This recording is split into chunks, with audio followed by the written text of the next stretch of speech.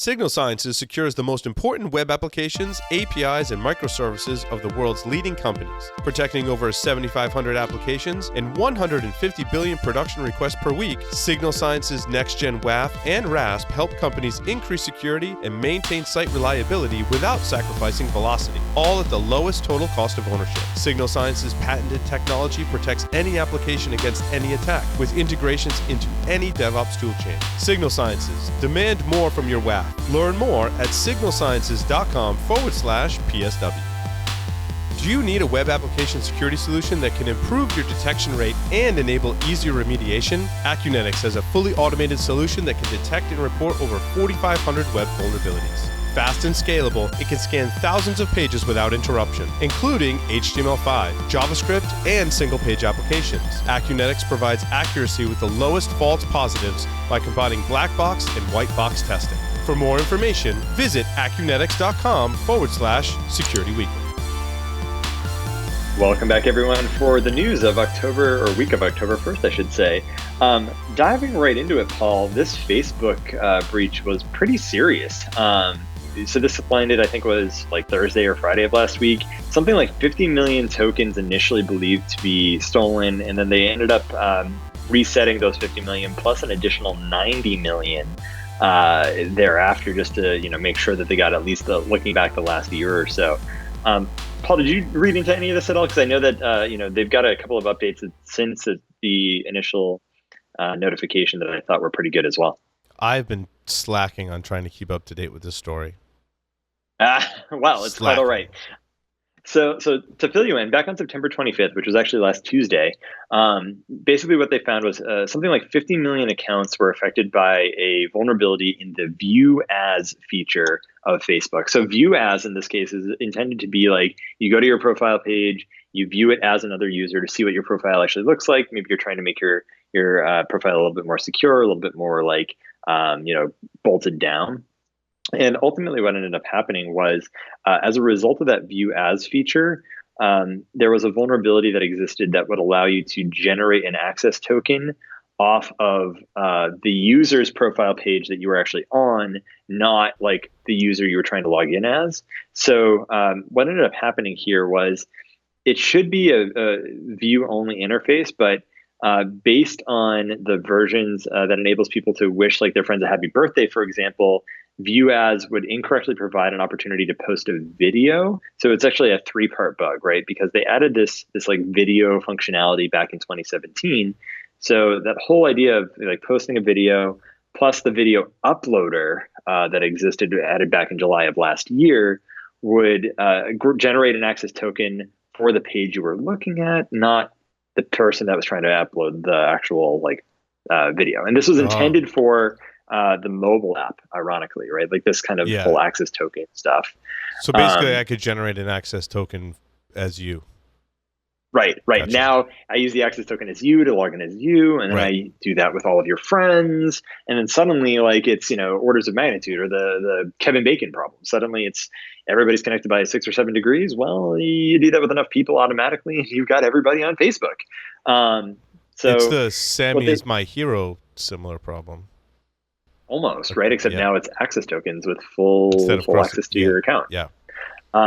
So what's interesting to me about the whole situation is they basically what they did is they took 50 million users that had been using or had the View As feature used against them. Mm-hmm. And then they actually took like an additional 40 million going back to last year when the video upload functionality was actually introduced. And so they reset 90 million tokens worth of access tokens. Now, what that means is any of those access tokens that are now used on any of those sites that they might have been used against, right? Because the feature here is you go to a specific site and it says, oh, do you want to log in as your Gmail user? Do you want to log in as your Facebook user? Or do you want to create an account? Well, if you logged in as a Gmail or that Facebook user, it's using an access token from Google or Facebook.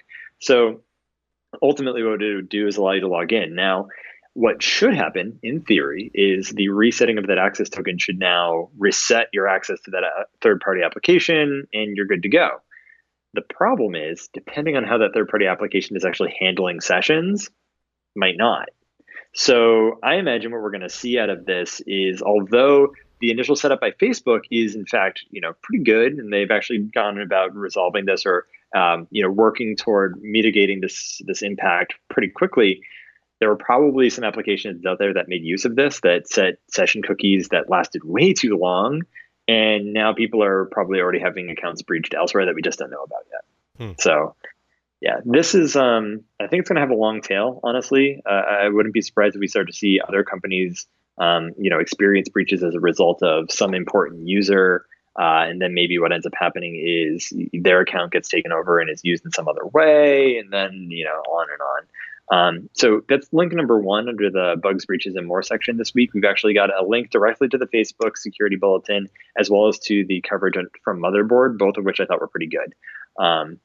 It's one of the reasons why I don't like using my Facebook credentials to log into anything else, because I just really don't trust Facebook, and I also think Facebook is a huge target in that sense. So I only use it to log into Facebook. Similar to LinkedIn, I mean, unless it's a related LinkedIn property, like I try and keep those together. However, Google is, just kind of, I mean, that's pretty standard to log into a lot of things. Yeah, but it's all the Google suite. It's YouTube. Yeah, but it's Gmail, interesting though. Like Drive. even if you have two-factor, does that prevent you from reusing the token to log into something else? Will they force a two-factor? I guess it depends on a lot of different variables. Probably not, right? Like if one site forces a two-factor and the other one doesn't, the other one that doesn't is probably still going to have some problems, right? Especially if they set long-living session tokens off of your login. Yes, it's about the session token, not about the two-factor. Yeah, because they would have to require the two-factor. Even though it's not, I mean, Google requires the two-factor, but the site you're logging into maintains some control over that. Right, and it sets a session, right? If you never log out of the session and it decides to have the session run forever, which, by the way, I think Google at one point has been, kind of dragged through the mud on that, because you log into Google and then you go and browse the web, and like Google's got these weird cookies in the background that are doing weird things. It's like, well, it's the same thing with Twitter too. When you authorize an app to access your Twitter account, that's the same kind of token. Yeah. So there's definitely problems there, especially if like that app has access to your Twitter account and then starts posting things onto your Twitter account that you didn't actually authorize it to post. Whole lot of problems there. So yeah, I'm with you, Paul. Like anytime I go to a site and it's I have an opportunity to create a registration or log in with like a Google, or in this case, I don't even have Facebook. So if I had to log in with like my Gmail access, I'm like, no, definitely creating a user account here. So that's been something that I've been conscious of for a while, and seeing this happen, it's almost a perfect storm, right? It was like really a combination of 3 bugs that ended up leading to this sort of breach. But as some people have started to speculate on Twitter specifically, is if any of these people were from Europe that were part of the breach, GDPR definitely comes into play here, and they've been looking for a good reason to start throwing around that 4% of they are. revenue, especially against a big company.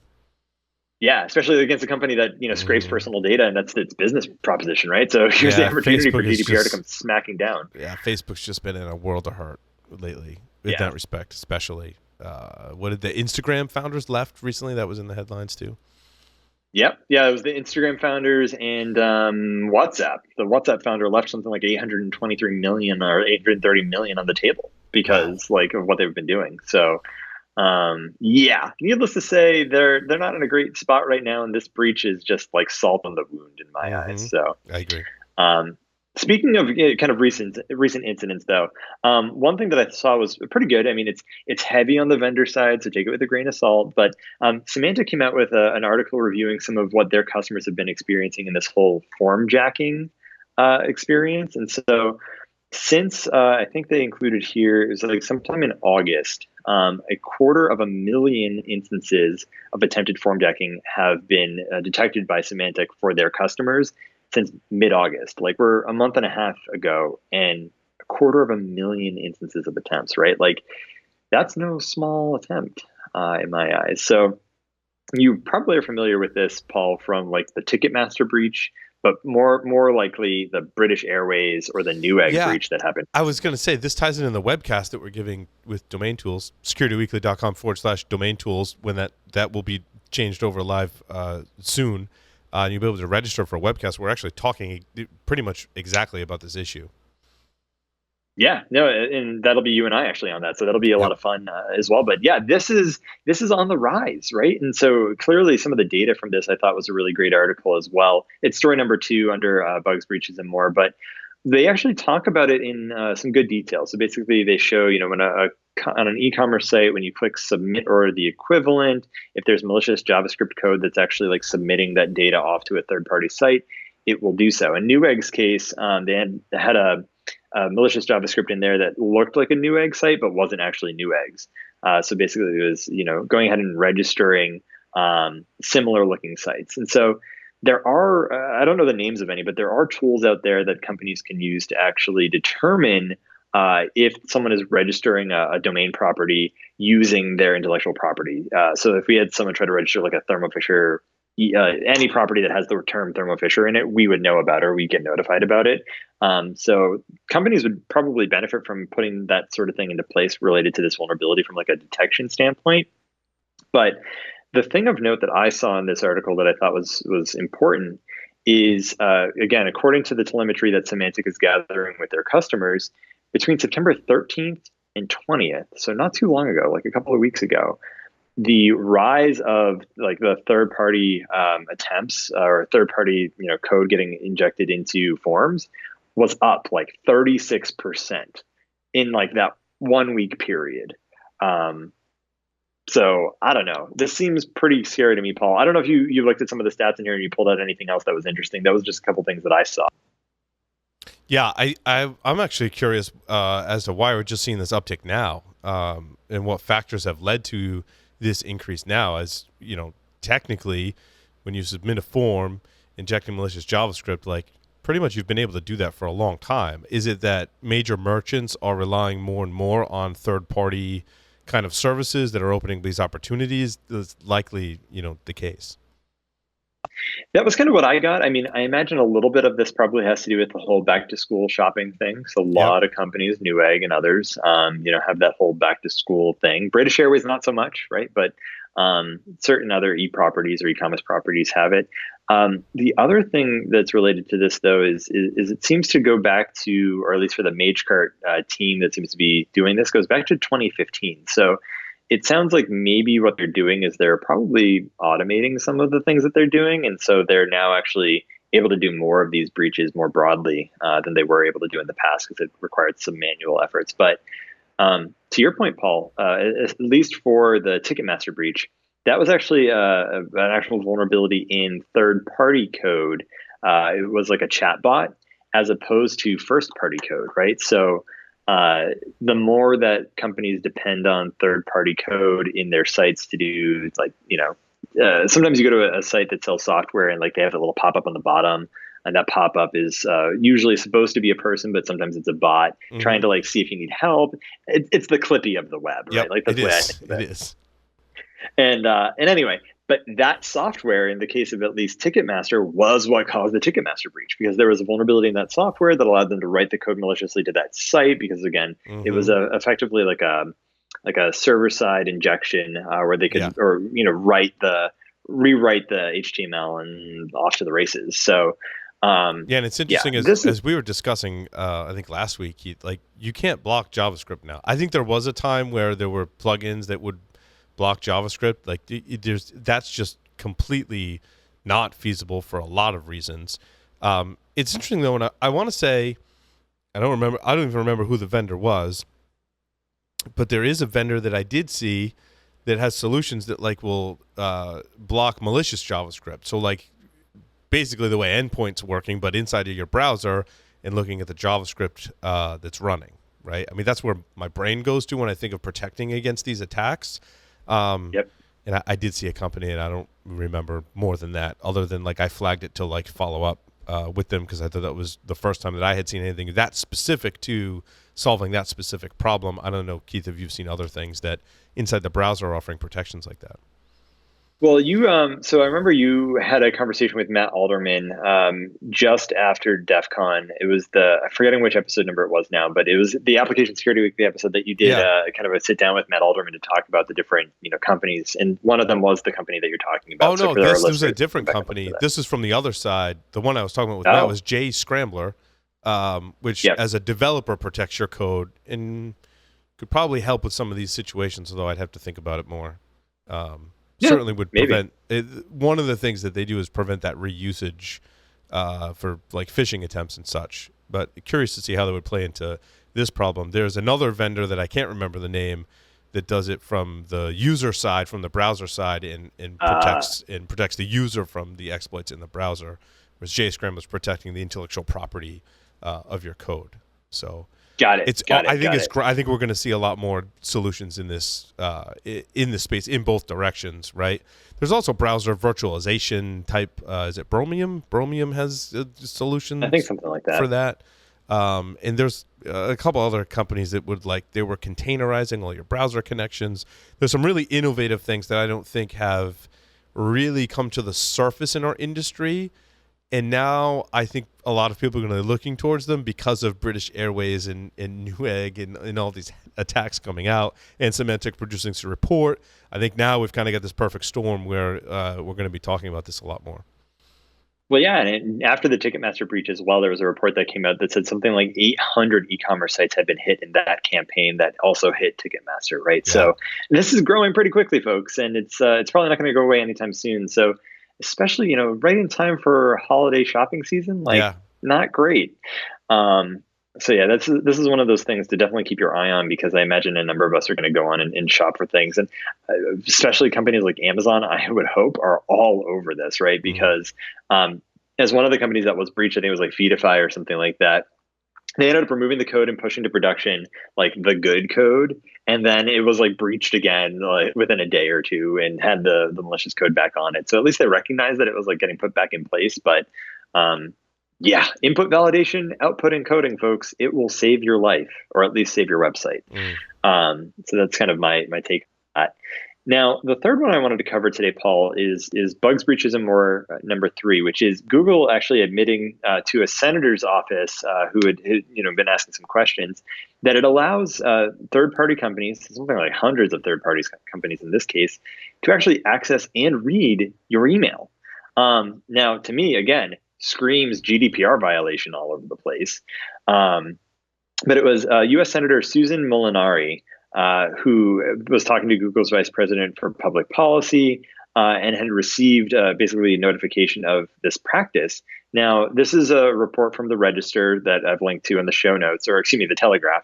But this was originally reported by Wall Street Journal, that developers may share data with third parties so long as they're transparent with the users about how they're using the data, is what the senator's office said. Mm-hmm. But I don't know about you, Paul. The biggest lie on the internet, as far as I understand, is that you've read the terms of service.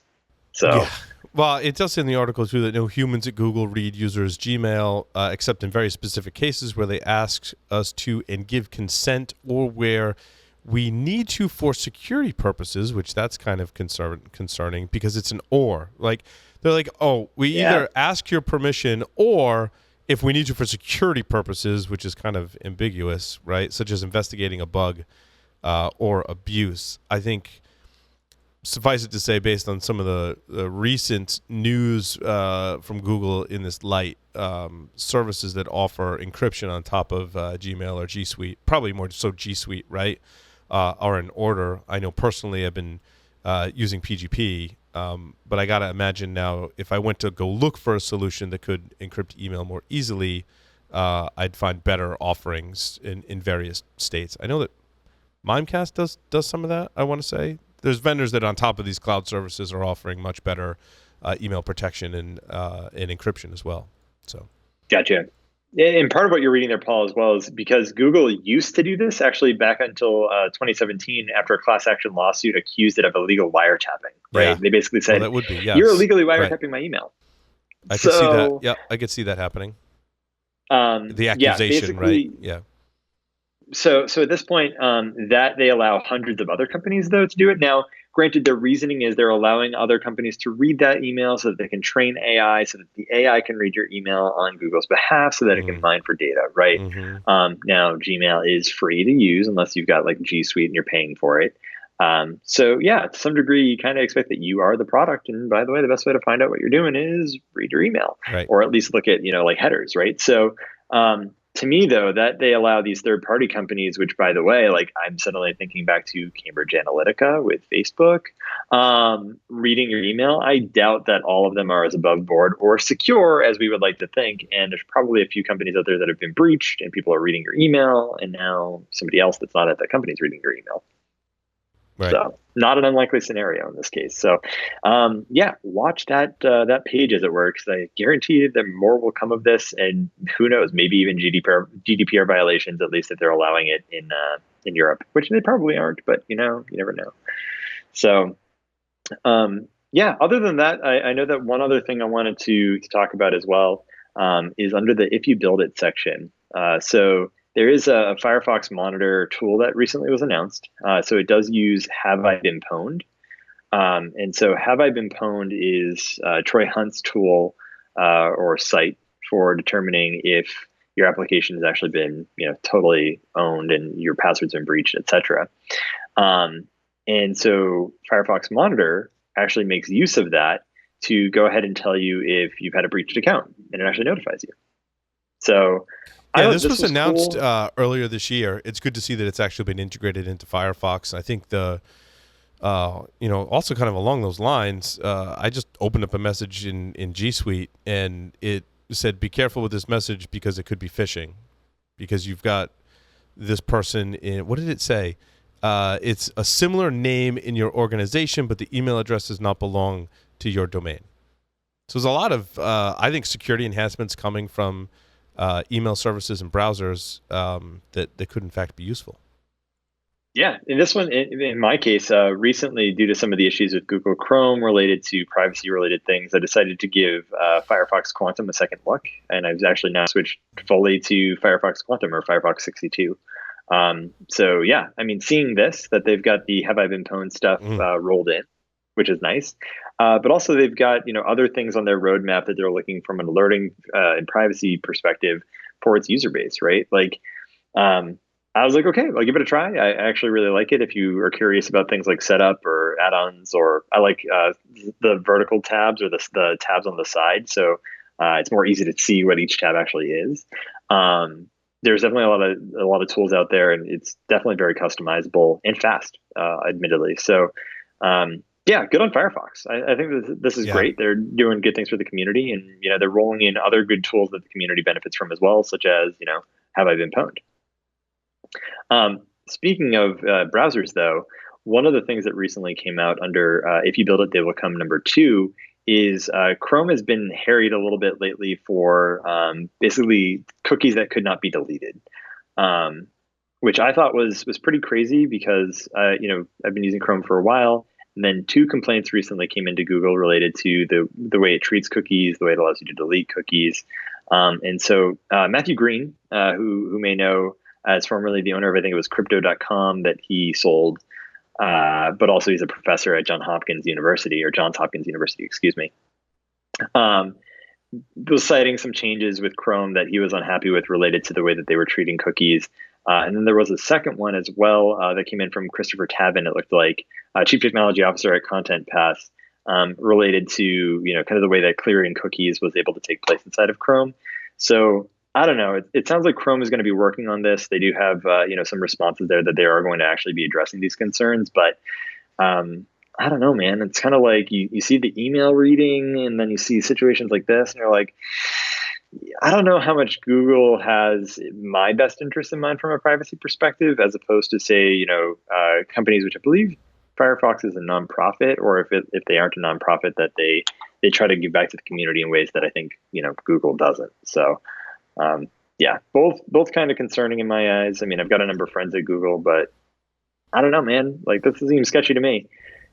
Sorry, I'm distracted now, Keith, because I'm reading the assembly code for the dir command in MS-DOS. It's just astonishing. I think that's so cool. It's so cool. So, yes, you're looking at Learning and Tools #2. Yes. So Microsoft released the MS-DOS v1.25 and 2.0 source code open source, right? So if you're looking for, maybe going in and playing with some really old commands that maybe you played with before or you're familiar with, or heck, even if you've not played with them before and you're interested in what the way MS-DOS used to work, right? I thought this was cool, right? Like it's, hey man, you want to go find out how certain commands actually worked back in the day with MS-DOS? Well, now you can. So any other fun commands, anything that pops out to you, Paul, from the code that you're looking at? No, I think it's really cool. The 2.0 code, has all of the commands that and maybe love and or hate in MS-DOS, and you can review the assembly code for them, which is it's pretty wild. It's pretty wild. Yeah, I know, right? And not to mention, it makes me wonder, like, how much of that has been vetted when they released it open source, so that, like, is there any code reuse anywhere currently? It's like, I don't know. Yeah, from, like, I'm bug bounty sure perspective. they took into account a lot of those situations before they released it open source. Yeah. Right. Well, doesn't this get to, was it Dan Geer that talked about, at one point, I forget which keynote it was. It might have been Black Hat a number of years ago, but he talked about the idea of, if you aren't going to maintain our code base's end of life, you should release it open source so that it can be, either fixed by the open source community or maybe fixed by your own self, as a fork privately, right? And it's neat to see some of the stuff that Google's been doing lately in terms of releasing some of their old code open source, like Windows 95, I think. Wait, you said Google, you meant Microsoft. Yes, sorry, thank you. That's okay. Still stuck on the other. No worries. But yeah, so it's cool to see Microsoft doing this, right? Yeah, Google, as far as I know, I mean, they do work on a number of open source projects, but I don't think they're releasing any open source Google code. No. So except Chromium, the Chromium browser is, one good example of that. True. So, but yeah. So the other one that I wanted to point out from the Learning and Tools section as well was actually Learning and Tools number 3. So in this case, James Kettle, or as he's known on Twitter as Albino Wax, gave a talk on practical web cache poisoning at Black Hat this year, and that's actually now out on YouTube and available. So that's linked directly under Learning and Tools number 3, so you can have a Google property. But one of the other things that I was looking at, and we can kind of finish on this story, was there's this whole idea that Kent Beck has put forward, or at least maybe that he's learned about it and is talking about in a couple of these Medium posts under Food for Thought number 1, is this idea of limbo. So limbo in this case is the idea of you write code that passes tests. If it does not pass tests, it reverts code back to the last state that was passing tests. And so unlike test-driven development, whereas you write a test that fails, you write the code that gets the test to pass, you refactor the test code to make sure that it looks good, and the code that you've written to make sure it still passes the test, and then you commit it. This is the other way. You write a test that will pass, you write some code that will allow the test to continue to pass, you make the test a little bit more refined, but it still passes. And effectively, it's micro commits, right? So rather than committing whole features or whole blocks of functionality, you commit really small feature sets to keep the tests passing. Because as soon as you submit something that causes the test to fail, your code all gets reverted. And he talks about like that's a real pain because you just wrote all this code and it just broke. But the idea is, okay, Agile is write code in sprints of 2 weeks. Limbo is write code in terms of 2 lines, or like, one small change, and then submit that and make sure that it still works, and then kind of keep iterating and keep releasing workable code. So it almost causes you to be a little bit more cautious. The way that I think of this is like back when you used to play Diablo 2, Diablo 3, there's like the normal mode where you die and you maybe lose some experience and some money, and then you go back and you keep playing. Well, there was the hardcore mode where you... Oh, Keith froze again. I think he was about to say when you die and you just lose everything. Is that what you were saying? Well, you dropped off there for a second. Gotcha. Sorry, I was actually just saying, so the Diablo side was, you had your normal mode, then you had hardcore mode where your character died and your character was just dead, right? Like just totally dead. And that's kind of like Limbo, right? You write your code. If it doesn't pass, your code is dead. Like you're now back to the state that you were at beforehand, and now you have to go back and rewrite it again. So that's under Food for Thought number 1. I thought that was pretty cool. It'll be interesting where we end up, and I think this is, there's a lot of variables with this. Get it? But there's the waterfall method where you could write a lot of code for a really long time and then like throw it over the wall to get tested, right? And then, now what you're talking about is every few lines you're writing are getting committed and tested as you go. And I think the answer is obviously somewhere in between, but that's going to depend on, like I said, a lot of different variables in the way that your teams work. Yeah. In some ways, again, if you're doing this yourself, they've actually kind of made a very like janky way of doing this with GitHub, which is like test and commit or revert. And so it's basically like if your tests pass, it will commit your code or it will revert your code. Which I thought was really interesting, and I can imagine being stressful sometimes especially if you're learning a new language. But it also makes sure that the code you're committing, you're committed to. It's not just like I'm going to commit this code and push it to production and hope it doesn't break anything. It's no, like you're going to make sure that it actually passes all the tests, or your code is going to be just kicked away again. So yeah, that was pretty cool. Last one, though, is under food for thought number 3. I thought that this was a funny comic. I won't spoil it for our listeners other than to say it's convinced by telecommuting. As a remote worker, I thought that this was hilarious. So with that, thank you, everyone, for joining us for another week of Application Security Weekly. Remember to git commit and stay classy.